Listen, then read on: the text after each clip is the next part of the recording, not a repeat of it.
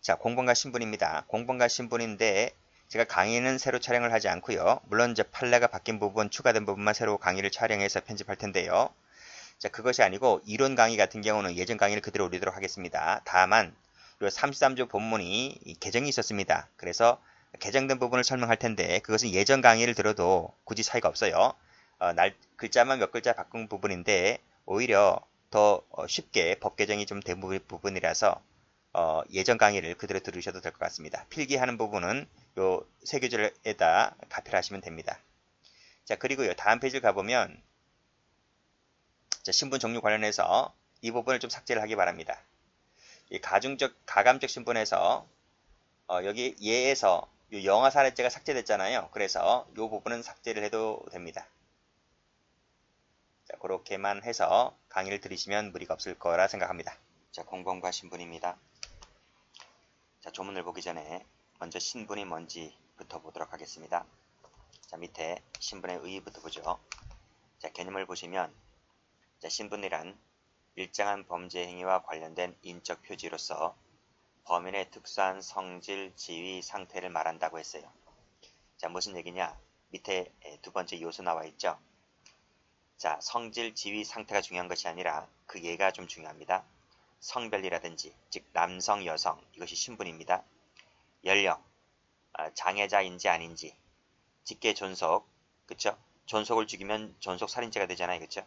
그래서 부자지간에 이런 것들이 다 신분입니다. 친족관계, 공무원, 의사, 신분입니다.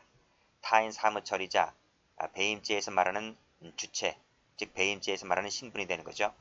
업무성, 상습성, 누범 이런 것들이 신분이라는 거예요. 자, 성질을 보게 되면 자, 신분 요소는 뭐라고 쭉 나와 있죠. 그리고 끝에 다수설되어 있지 않습니까? 근데 이것은 공부할 필요가 없기 때문에 제가 지워버렸어요. 그래서 학설과 판례가 좀 배치가 되는 부분이 있기 때문에 학설은 지금까지 역대 시험에 나온 적이 없기 때문에 공부할 필요가 없고 판례만 보시면 될 것 같아요. 자, 학설은 뭐라고 하냐면 자, 신분이라고 하는 것은 누구나에게 존재할 수 있는 행위 관련적 요소는 신분에 포함되지 않는다고 되어 있잖아요. 그러면서 고의, 목적 등을 열거하고 있는데 판례는 학설과 달리 그 목적 있죠, 목적. 모해할 목적에서 이 목적을 신분 요소로 파악하고 있다는 것입니다. 이것이 출제가 되는 거죠. 자, 밑에 판례 볼게요.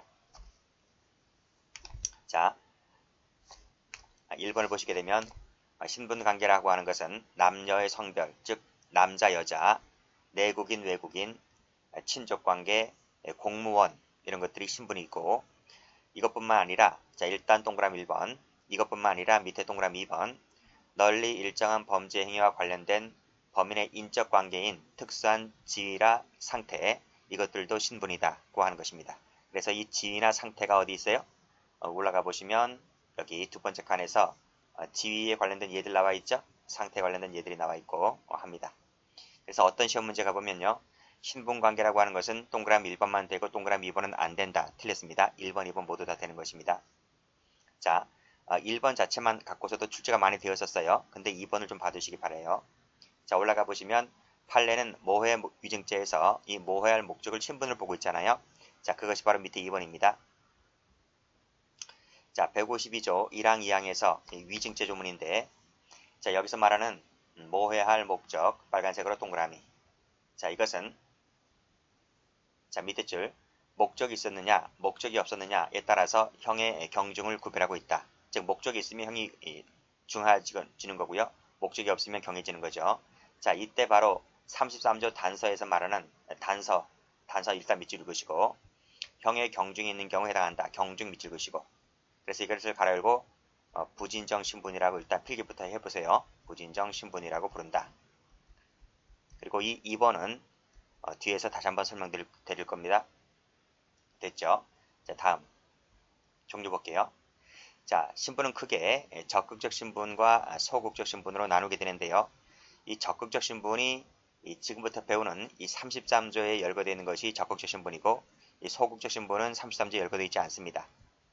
그래서 뒤에서 배우겠지만 33조 이렇게 일단 필기를 하시고요. X 그래서 33조는 적극적 신분만을 설명하고 있다. 그 적극적 신분이 이 구성적 신분과 가감적 신분으로 나눠지게 되는데, 구성적 신분은 진정 신분이라 하고요. 가감적이라고 하는 것은 부진정 신분을 말합니다. 자, 무슨 얘기냐? 자, 구성적이라고 하는 것은 신분이 있어야지만 범죄가 성립한다. 신분이 있어야지만 범죄를 구성한다고 해서 구성적 신분이라고 불러요. 다른 말로 진정 신분. 됐어요? 그래서 수뢰죄라고 하는 것은 공무원 또는 중개인이라는 신분이 있어야지만 범죄가 성립합니다. 이 신분이 없으면 수뢰죄는 성립할 수가 없는 거예요. 그리고 횡령죄라고 하는 것은 보관자 아니면 안 되는 거죠. 배임죄라고 하는 것은 타인 사무처리자야만 저지를 수 있는 범죄가 되는 거고, 위증죄라고 하는 것은 법정에 나가서 선사한 증인만이 주체가 되는 진정신분범이죠. 이런 것들을 얘기하고 있습니다.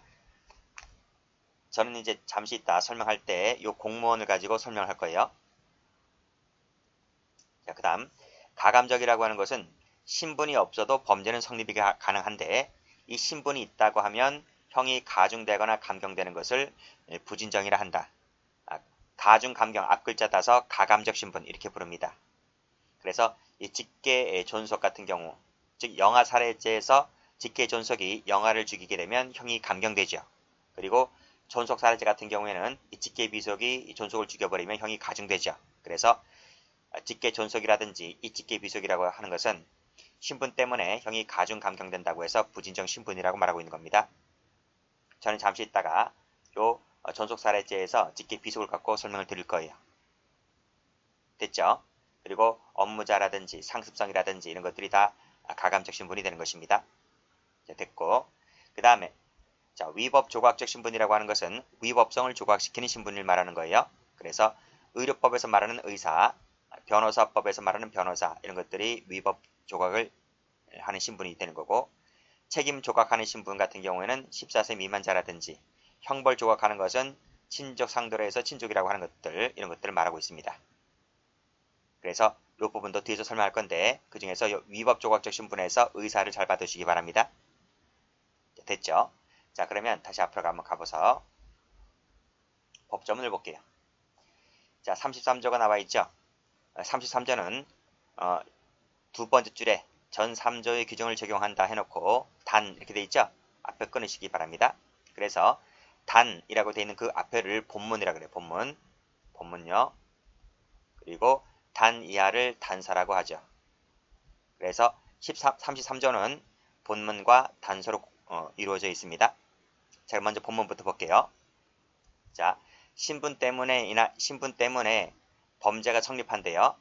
자, 신분 때문에 범죄가 성립한다. 이것을 무슨 신분이라고 하는가요?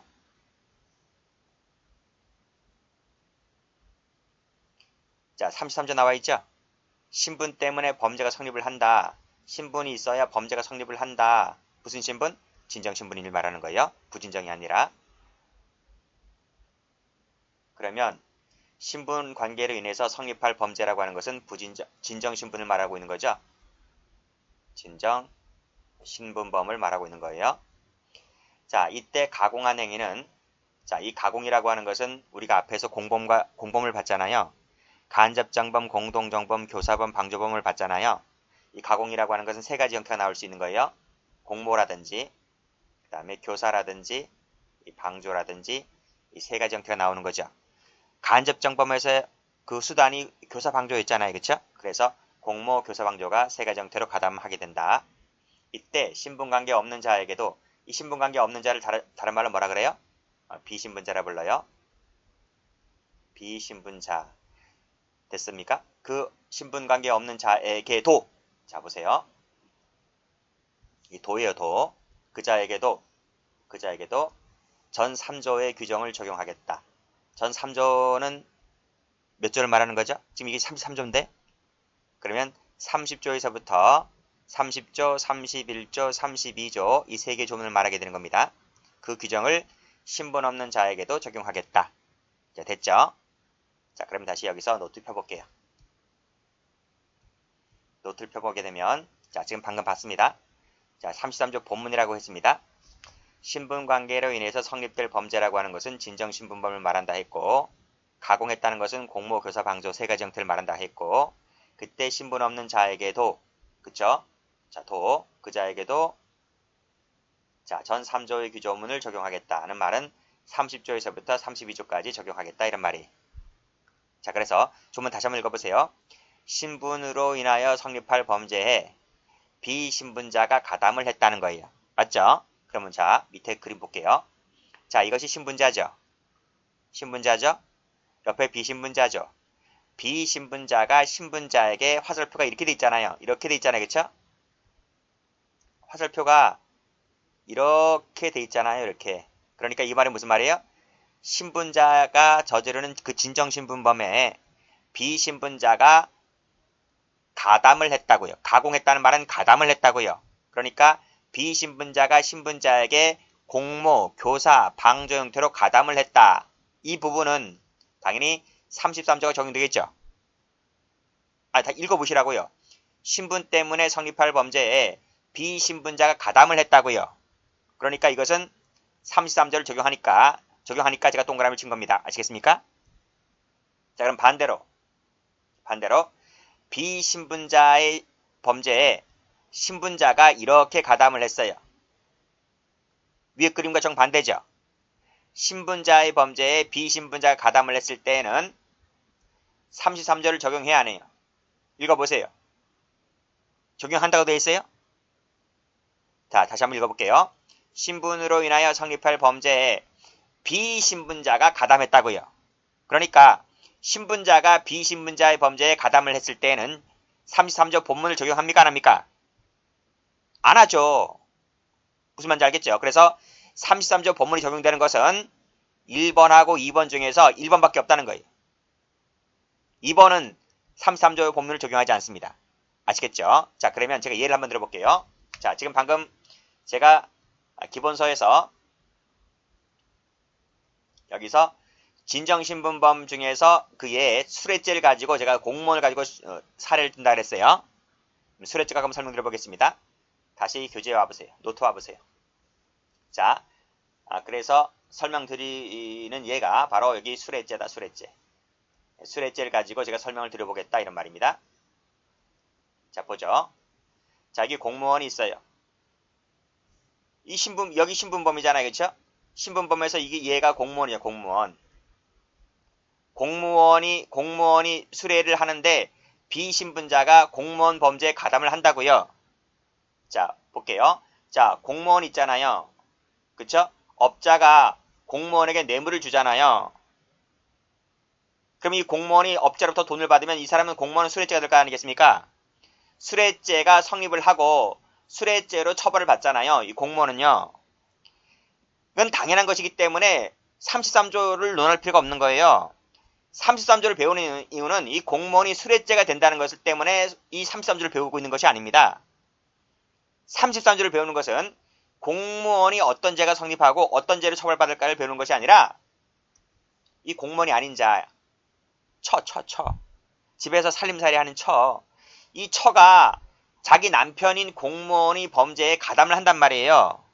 가담을 해요. 어떤 형식으로? 공모하거나 교사하거나 방조하는 형태로 가담을 해요. 자, 공무원 봉급번 하잖아요. 그쵸? 아이는 자꾸 커가고 있고, 아이는 어느새 대학생이 되고 있고, 공무원 시험 준비한대요. 돈이 엄청 들어가요. 남편이 벌어오는 돈 갖고는 택도 없어요. 그래서 처가 한마디 합니다. 당신 뭐 하는 거야? 당신 가만히 있는 거 보니까, 당신이 일하는 직종이 뭐 꽁돈도 많이 들어오는 직종 같은데, 업자로부터 돈 좀 받아오지, 왜 공무원이 주는 봉급만 받아오냐는 거예요. 아내가 한 소리 하는 거예요. 무슨 말인지 알죠? 그래서 아내가 남편인 공무원이 수뢰를 하는 데 있어서 가담을 해요. 같이 공모를 한다든지 가만히 있는 사람에게 돈을 받아오라고 한다든지 아니면 남편에게 뭐 계좌 통장을 만들어준다든지 이런 식으로 가담을 한단 말이에요. 어떤 역할을 한단 말이에요. 이 처가요. 그랬을 때 이 공무원이 아닌 이 처의 경우에 있어서 어떤 범죄가 성립을 하며 어떤 범죄를 처벌을 할 것인가 이런 문제입니다. 이것 때문에 33조 본문을 배우는 거예요. 33조에서. 그래서 다시 기본서를 한번 가보시게 되면 자, 이 33조 공범과 신분 이걸 왜 배운다고요? 서론 볼게요. 신분이 범죄의 성립이나 가감에 영향을 미칠 때, 즉 진정신분범이나 부진정신분범에 영향을 미칠 때 이 신분 있는 자와 신분 없는 자가 공범관계에 있을 때 무슨 말인지 아시겠죠? 특히 이 신분 없는 자를 어떻게 취급할 것이냐, 어떤 범죄가 성립할 것이며 어떤 범죄를 처벌할 것인가, 이 신분 없는 자를 33조에서 배우겠다 이런 말입니다. 아시겠죠? 그럼 다시 한번 와볼까요? 자, 복잡해지니까 제가 지워버릴게요. 좀 지워버릴게요.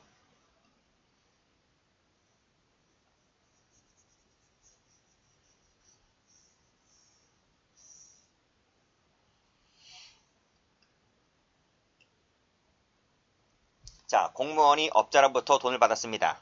그럼 공무원은 수뢰죄가 성립을 하고 수뢰죄로 처벌받는다 그랬죠. 이때 공무원이 아닌 천은 어떤 범죄가 성립할 것이며 어떤 범죄가 성립할 것이며 어떤 범죄를 처벌할 것인가가 문제된다고 했죠. 조문에서 뭐라 그랬습니까? 이 진정신분범에 수뢰죄와 같은 진정신분범에 비신분자가 가담을 했을 때에는 뭐라고요? 그 자에게도 전 3조를 적용하겠다. 즉 신분 없는 자에게도 신분범과 똑같은 죄를 인정하겠다. 이런 말이 무슨 말인지 알겠죠? 그래서 전 3조를 적용한다는 말은 신분자의 범죄와 비신분자의 범죄를 이퀄로 보겠다. 이런 말입니다. 그러니까 신분 없는 자도 신분자의 신분을 얻어온다. 이런 말이. 그래서 이 천은 비록 공무원이 아니지만 공무원이 행했던 범죄의 그 죄를 똑같이 인정하겠다. 이런 말이. 그래서 이 처에게도 무슨 죄가 되는 거예요? 처에게도 수뢰죄의 공모라면 공동정범, 교사라면 교사범, 방조라면 방조범을 인정하겠다. 이런 말입니다. 단독으로는 만약에 공무원을 개입시키지 않고 처 단독으로 받았을 때는 공무원은 이 처는 신분이 없기 때문에 돈을 받았다 할지라도 수뢰죄가 될 수가 없어요. 그렇지만 가운데 공무원을 개입시켜놓고 돈을 받게 되면 이 비신분자에게도 공무원의 신분을 인정하는 것이기 때문에 이 비신분자에게도 똑같이 수뢰죄를 성립하고 수뢰죄로 처벌을 받겠다. 이런 말입니다. 성립과 처벌을 똑같이 공무원처럼 인정하겠다는 것이 바로 33조 본문입니다. 아시겠죠? 그래서 이것은 뭐냐면 이 33조 본문을 두고서 신분자처럼 똑같이 죄를 인정한다는 것이기 때문에 연대 책임을 지우겠다. 연대 책임. 그래서 33조 본문은 신분의 연대성을 인정한다는 조문이기도 합니다. 여기까지는 학설과 판례가 전혀 대립이 없어요. 아시겠죠? 자, 그래서 다시 교재를 한번 와보시게 되면 자, 이 그림이 바로 그거예요. 본문에서 제가 수뢰죄를 갖고 설명드린 것이고 지금 여기서 비신분자가 신분자의 범죄에 가담을 했을 때 그때 이 그림 똑같죠? 업자, 공무원 갑이 업자로부터 뇌물을 받았다고 했을 때 이 처인 이 A라는 처에게도 어떤 범죄가 성립을 할 것이며 어떤 범죄를 처벌받을 것인가 이 그림이 바로 어디 있다? 노트에 있습니다. 노트에. 됐어요? 자, 그럼 다시 다음 페이지 한번 가보시게 되면 제가 방금 뭐라 그랬습니까? 33조 본문은 비신분자도 신분자의 공범 성립을 인정하고 있어서 신분의 연대 책임을 인정하는 것이다. 그쵸? 이 연대성이란 말을 잘 기억을 해두시기 바랍니다. 여기까지는 어느 누구도 토를 달지를 않아요. 일단 끊고 단서는 자신 있다 보도록 하고요. 그래서 33조 해석 나와 있죠? 자, 신분자와 비신분자가 공범관계에 있을 때 이 비신분자에게 어떤 범죄가 성립을 할 것이며 어떤 범죄를 처벌할 것인가가 문제된다. 라고 해서 지금 견해들이 없다 그랬죠? 그 학설과 판례가, 통설과 판례가 본문에 있어서 그쵸? 본문에 있어서 진정신분범의 성립과 과형은 처벌을 말합니다. 성립과 처벌을 진정신분범으로 보고 있다. 판례 역시 마찬가지로 본문은 진정신분범의 성립과 처벌을 보고 있다. 그래서 밑에 도표가 잘 정리가 되어 있는데요. 학설과 판례는 본문 자체를 진정신분범의 성립과 과형, 즉 성립과 처벌, 판례도 진정신분범의 성립과 처벌에 대해서, 즉 진정에 대해서는요. 요 진정신분범에 대해서 성립과 과형을 본문으로 인정하고 있다는 점에 대해서는 학설과 판례가 견해 대립이 없어요. 아시겠죠? 견해 대립이 있는 것은 이 부진정 때문에 견해 대립이 있는 거예요. 됐습니까? 자, 그래서 밑에 나와 있는 일단 이 본문부터 이제 공부를 한번 해볼게요. 그래서 첫 번째 비신분자가 신분자에게 가담을 했을 때 이 1번을 잘 봐두시기 바랍니다. 그래서 쭉 가보시면 밑에 1번에 전 3조를 적용한다고 되어 있죠? 연대성이란 말도 바로 그런 개념입니다. 그랬을 때 진정신분범에 가담한 비신분자에게는 전 3조가 그대로 적용된다. 그래서 얘가 나와 있습니다. 제가 다 설명드렸던 거예요. 자, 그럼 판례 볼게요. 자, 1번 판례. 자, 병가 중인 자라고 되어 있는데 이 사람이 공무원입니다. 볼게요. 병가 중인 철도 공무원 갑은 근무 중이던 철도 공무원 을 등과 공모해서 승인 없이 밑에 파업에 참가하였다. 이때 병가 중인 철도 공무원의 죄책이 뭘까요? 하는 것이에요. 자, 일단은 여기까지 끊어볼게요. 자, 병가 중인 자 되어 있죠? 병가 중인 자는 직무유기죄의 주체가 될 수가 없어요. 단독으로는. 그러니까 아까도 말씀드렸듯이 천은, 공무원이 아닌 천은 단독으로는 뇌물죄의 주체가 될 수가 없다는 것과 똑같은 말이에요. 그렇지만 이러한 신분 없는 자라 할지라도 여기서 신분 없는 자를 제가 빨간색으로 동그라미 쳐볼게요. 없는 데다 동그라미 쳐볼게요. 이거 검은색으로 신분 있는 자에다가 밑줄 그어볼게요. 자, 신분이 없는 자라 할지라도 신분이 있는 자에 가담을 했다면 여기서 신분 없는 자는 누굽니까? 병가 중인 자죠. 병가 중인 자. 신분 있는 자는 누굽니까? 지금 근무 중이던 철도 공무원이 되는 거예요. 그러니까 사실관계를 보았을 때 이 병가 중인 철도 공무원 갑은 비신분자가 될 것이고 왜? 단독으로는 직무유기죄 주체가 안 되니까요. 근무 중이던 철도 공무원 을 등은 뭐예요? 신분자가 되는 거죠. 그래서 여기서는 공모 형태로 가담하게 됐네요. 되었을 때 파업에 참가했다고 했을 때 이 병가 중인 자라 할지라도 신분자의 범죄에 가담을 했을 때에는 직무유기죄의 공동정범이 가능하다는 것입니다. 단독으로는 안 돼요. 단독으로는 되지 않지만 33조 본문을 적용해서 신분자의 행위에 가담을 했을 때에는 그 신분자의 신분을 얻어온다는 것입니다. 됐죠? 그리고 처벌도 그 죄의 공동정범으로 처벌을 합니다. 그래서 공동정범이 성립하고 공동정범으로 처벌을 받는다. 아시겠죠?